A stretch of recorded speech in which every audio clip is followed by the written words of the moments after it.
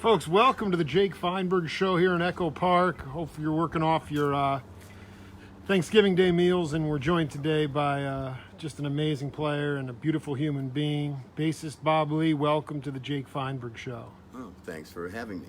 People want you to keep playing. Just play another, play something. Play whatever you feel in your heart. Just play free.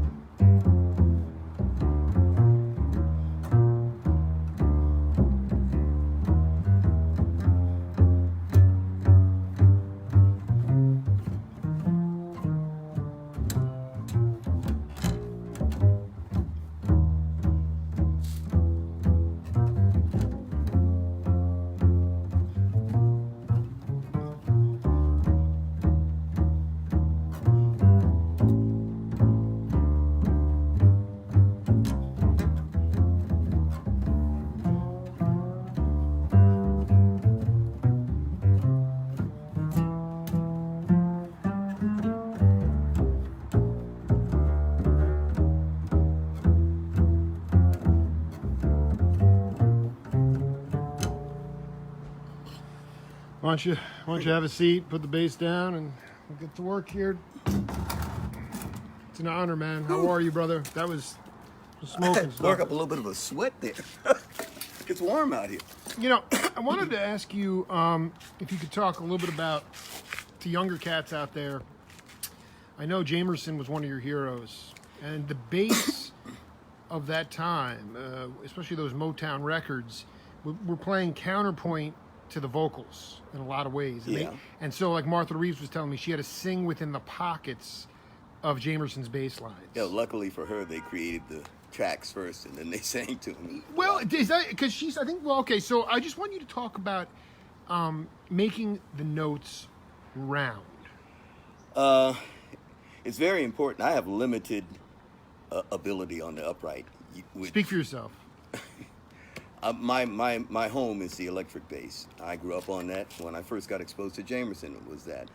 And the early things, I didn't know whether he was playing upright or electric, just because I was ignorant of the fact that there were two basses and which one was which. But I knew it was him and those notes. His round sound on the upright bass, especially Ray Brown, who was a teacher of mine for a year. It was, that was the experience. Having him grab my electric bass from me and say, "You think I can't play this thing, don't you?" And he starts whacking on it. And of course, he's beating it to death because he's an upright player. He's got the strength.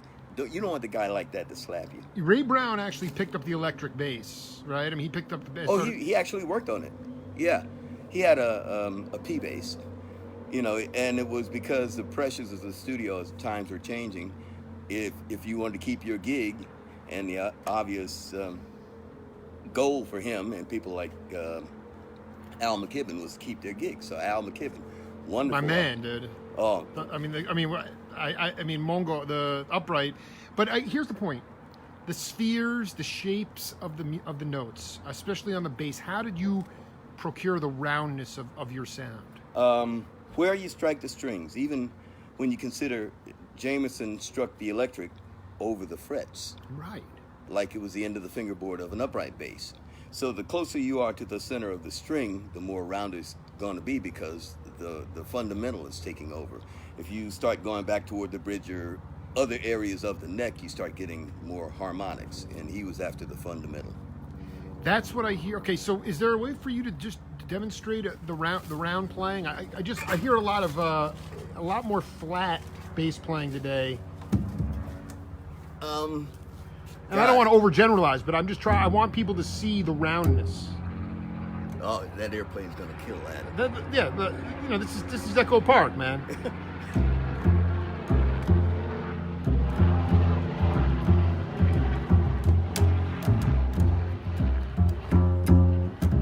See, it's brighter there.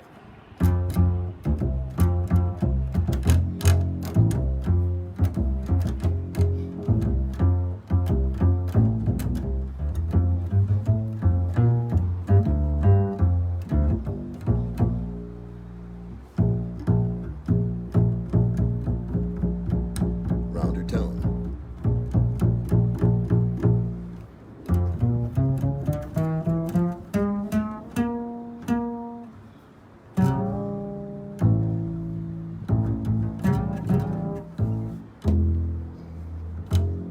By the way, James Leary, who's tuning in, gave you that bass. Yeah. Well, we actually traded. I traded him an electric bass, which he promptly got rid of. It ended up in, I don't know whose hands it ended up with. But yeah, I got this bass from James Leary. Absolutely. Going back, can you talk about really what you learned more than anything else out of academia? Not only on your apparatus, but also within the context of the live music setting. What did you learn the most? Well, first of all, I started in academia. I was a piano player, classical piano as a child, and I hated it so badly that when I grabbed bass, I said, I'm not going to read anything for this instrument. And I proceeded. You're done reading, dude. And I had proceeded to go on that course for about 15 years, and I found myself getting into situations which call for reading. And they assumed I could read because I could play. And so I had to decide at some point to come back to academia. But it was to gain those skills, and add them to what I already knew, which was playing by ear. When I listened to Jamerson, I had no idea of what technique he was using. I just know he got that sound that I wanted to get, and I kept messing with it till I got it, or got what I thought was it, So you were in academia. What was what school were you at? It was private students from age 8 to 11. Okay. And then I went to Musicians Institute in 1980. That's where I came across Ray Brown. I reunited my relationship with Chuck Rainey, whom I'd known from New York. He's been a great friend for over 35 years. The man, dude. Oh, Wait, hold on. You knew him in New York? Yeah, I funny story. I went to 7th Avenue South to hear him play. I had heard all the records. Was that Brecker's Club? Randy Brecker's Club? Is that what it was? It was the Brecker's Club, 7th Avenue South, Nice. yeah. And I happened to be in this city for something else that day, so I had my bass with me. So I'm traipsing into the club. In front of me is Flor Purim. Is this a singer? Ayrton's wife, yeah. Yeah, I love it when musicians bring their acts to the gig. I kind of got that kind of thing from her. And what was I going to do? Leave it in the car in Right. New York City? Are you crazy? So anyway, that's where I met Chuck. And he was very warm and gracious on our first meeting. And I was later, when I came to California, I was here 3 years that Jamerson was here, but we never met. I'd heard stories in MI where he didn't get along so well because he didn't understand the questions like, well, man, what kind of strings you use and those things that have nothing to do with your sound. This is so. What he was irritated by the new. I don't want to say nuanced qualities, but I guess maybe the more superfluous stuff. He didn't get it that way. He I guess because of the upright, he changed from Fender strings to labella, which is on all of my basses, by the way. I use the labella strings on the upright and the electrics. He changed them out of necessity. He kept breaking strings because he was an upright player. He had the Ray Brown approach to bass, which is C clamp on the C chord. He had strong hands. And now, first of all, I got to admit, I've never met Jamerson. But in my defense of his credits back in late 90s and early 2000, I got all kinds of information from all kinds of directions. I got to hang out with James Jr., the Funk Brothers, the whole 9 yards, and they would tell me things, about. Did you know like Bob Babbitt and those? Yes, Bob Babbitt, Yeah. and I got to be friends because of his association with Standing in the Shadows of Motown. I'd known Alan Slutsky and wanted Batterton all get out to get involved with that project, but nobody knew who I was, so especially at the time. So we became friends, and I actually attended a couple of the recording sessions that they were using for sweetening sessions. Were you in the studio scene? Did those guys help you get into the New York scene? No, because I really wasn't trying to get into the New York scene. The few times I went up there, I already had a gig waiting for me. I was playing with a group called Bone Dry. Lloyd Porter was the drummer owner, and he would have us go do sessions in New York. His his instructions were: you go in, quietly tune up your instrument, don't make a sound, put the music up on the sheet music. When they say play, play. When they say stop, pack your instrument and leave.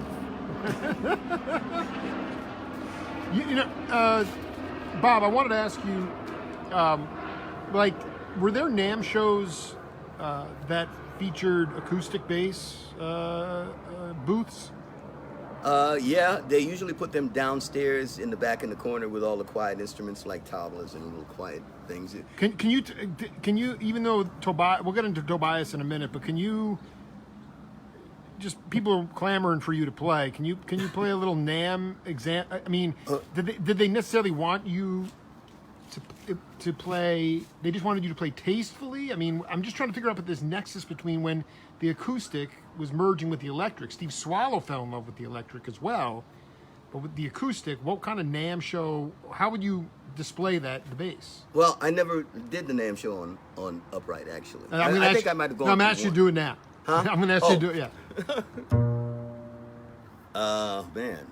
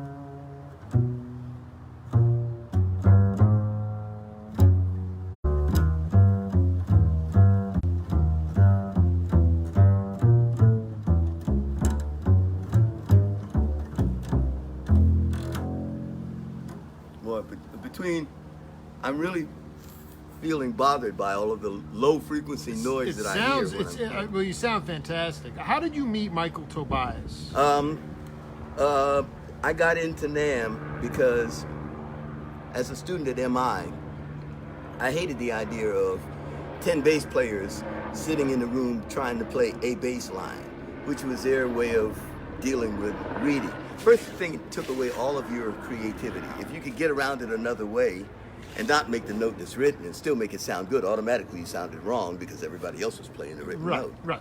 So I would start writing these ensemble pieces for basses. And so I felt very comfortable sitting there playing something melodic or something bass line just by myself, because that's how I got that achieved. I recorded all the parts. And I'm sitting in the booth for the company I was working for at the time, which was Ovation. I introduced their Magnum bass and Teflon coated strings to the Dick world. Shory's label? Huh? Dick Shory's label was Ovation, out of Chicago. Ovation is the guitar maker. Wow, it's a different Cayman Corporation. Mm-hmm.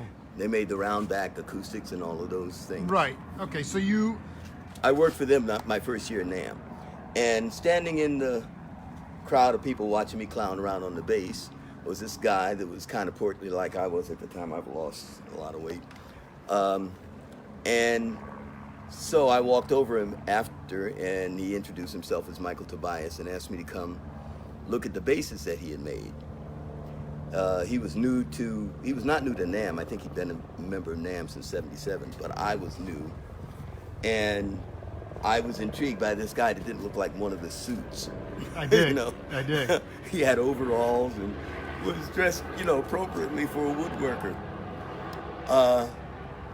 So I went over, and his partner at the time, a guy named Ron Armstrong, promptly wanted to toss me out of the booth.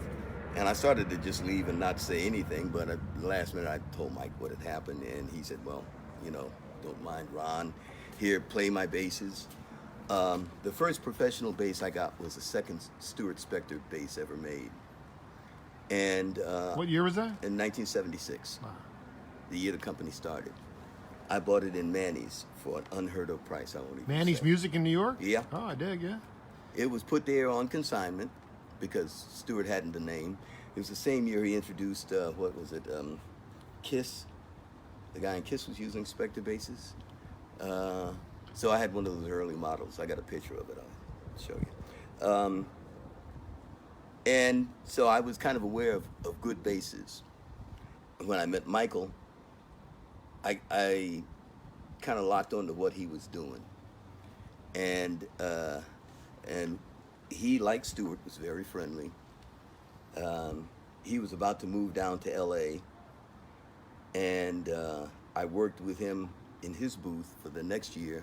And then the year after that, he asked me to come in to help him build the basses. Wow. Now, I'd already worked on my own basses, which were pre-Spector. They were Japanese, no, not very expensive basses.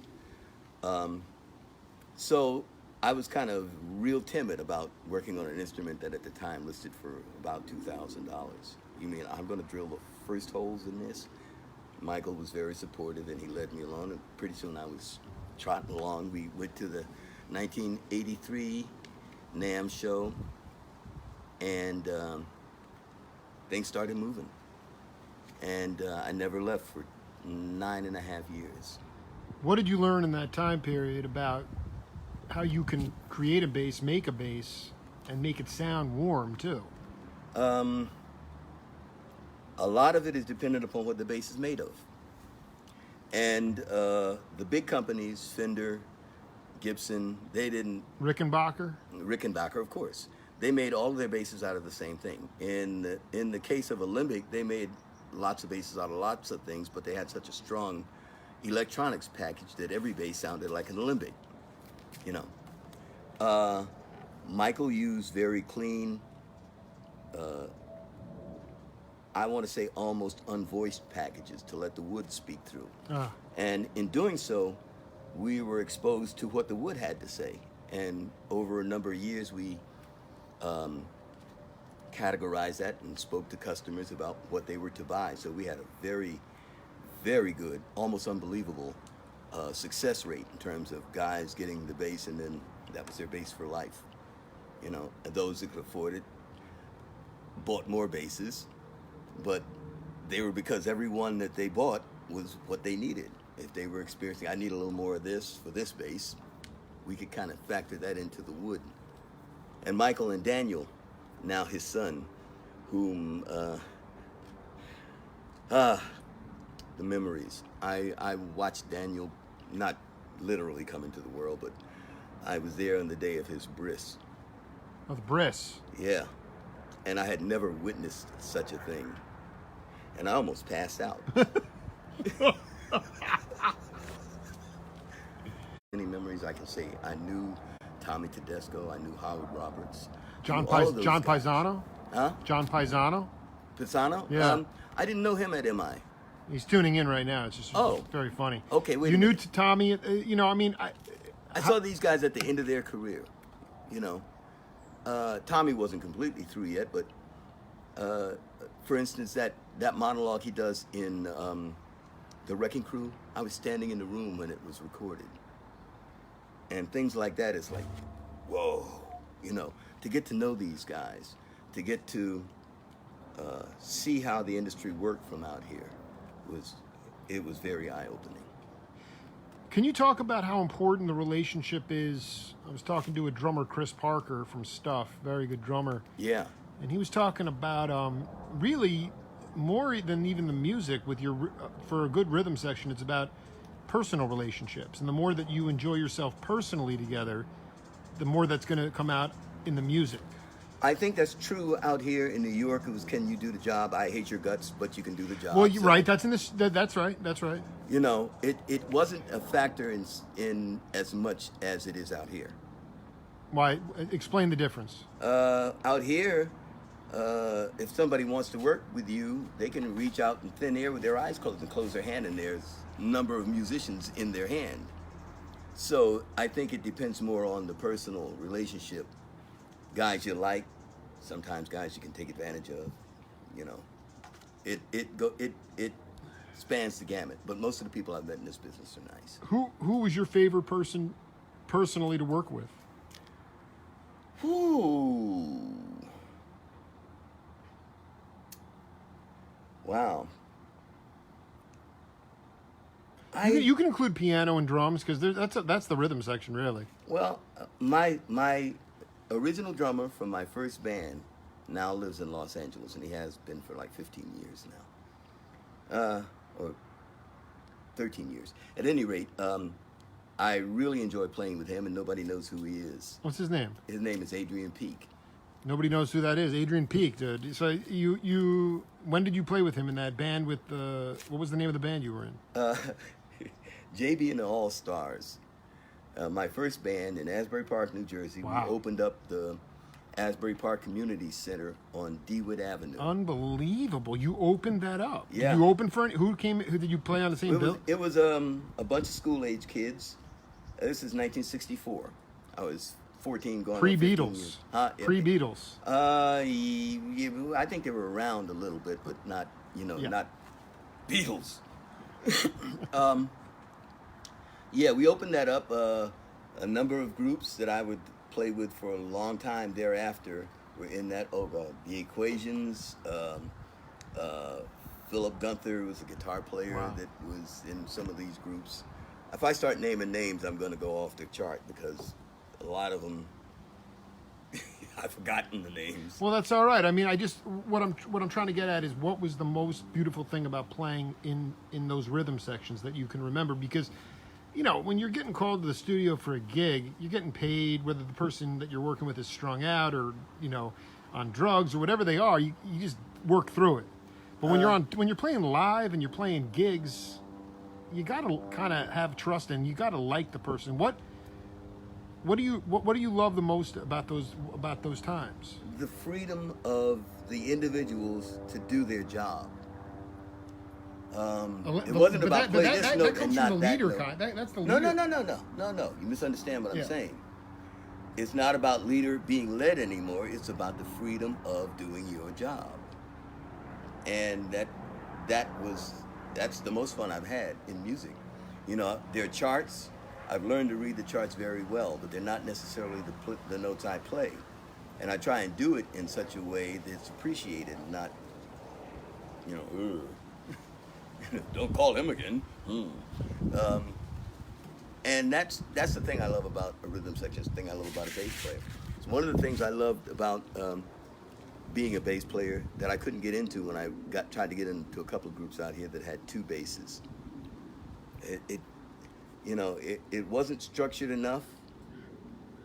You were robbed of the job in a lot of instances of being the bass player because you were now part of a duo, married at the hip to somebody else who's... The two basses wouldn't have different roles? I think now if I approached it, I would approach it with that in mind. A couple of times I've tried to go on stage. Like I run a jam session at the World Stage in Echo Park. That's Billy Higgins' old place. Oh, yeah. And I knew the World Stage when Billy was alive. As a matter of fact, James Leary turned me on to meeting Billy, and I traveled to his house, and we hung out at recording sessions and whatnot that he was involved in. But I was always afraid to go in the World Stage because I felt I didn't have those kind of chops, to be playing jazz with these serious dudes. Much to my disappointment later on when I found out I would have been welcomed there. Yeah. Matter of fact, Billy tried to get me to come in several times. Before I let you go, what's the word? Is jazz a meaningful word anymore? Does it have meaning, or does it have too many meanings? And what do you think about what have labels done to music in some ways? Labels have pretty much sectionalized music. Segregated it or sectionalized? Sectionalize it, meaning this group listens only to this kind of music. This group wants to dance to that kind of music. This group over here, you know. And I am a victim of that too, because I hear what I hear today, and I listen to what I listened to when I was young, and I'd say my music. You know, I still get a thrill out of those old things, you know, musically. And I like a lot of new stuff too, but there's a lot of it that I can't get with. Well, I want you to leave the audience with playing something for Jimmy Garrison or Paul Chambers, or as we leave with Bob Lee, a beautiful cat, an incredible cat, an incredible bass player.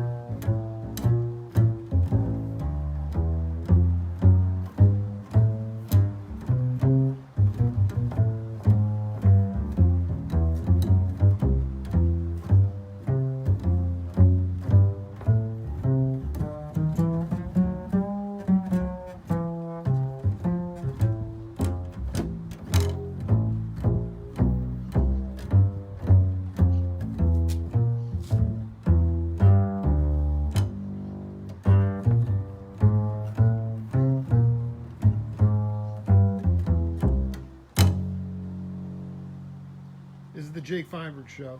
We'll see you later.